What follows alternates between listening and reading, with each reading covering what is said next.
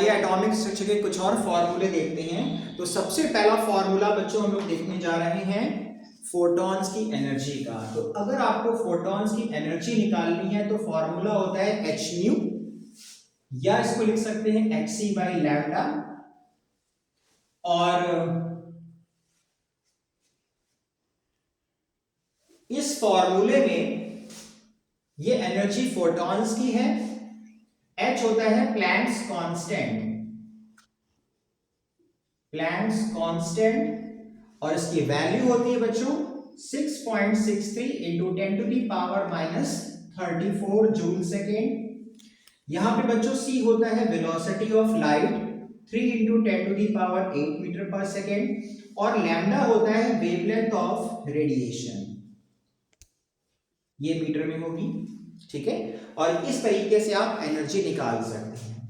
इसके अलावा बच्चों अगर आपको रेडियस निकालनी है for Bohr's model, for Bohr's model जो कि बना है एक इलेक्ट्रॉन सिस्टम के लिए, एक ऐसा एटम या आयन जिसमें एक इलेक्ट्रॉन प्रेजेंट हो, तो रेडियस निकालते हैं Rn बराबर R1 n square upon Z फॉर्मूले से।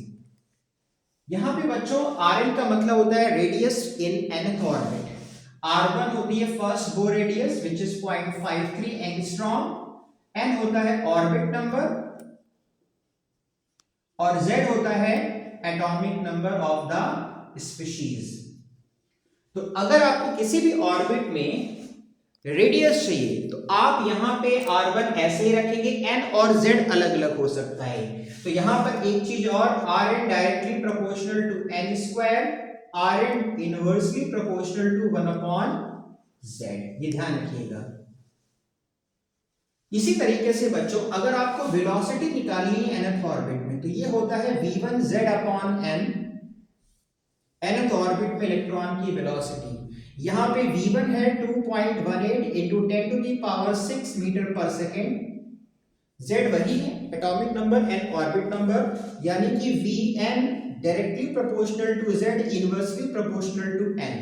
सिमिलरली अगर आपको एनर्जी निकालनी है तो ये होता है -13.6 Z square upon n square electron volt पर एटम, ठीक है। और यहां पे Z atomic number, n orbit number, En energy in the nth orbit. तो ये बेसिक फॉर्मूले हैं लेकिन बड़े काम के हैं, इसको अच्छे से तैयार करिए। Thank you very much.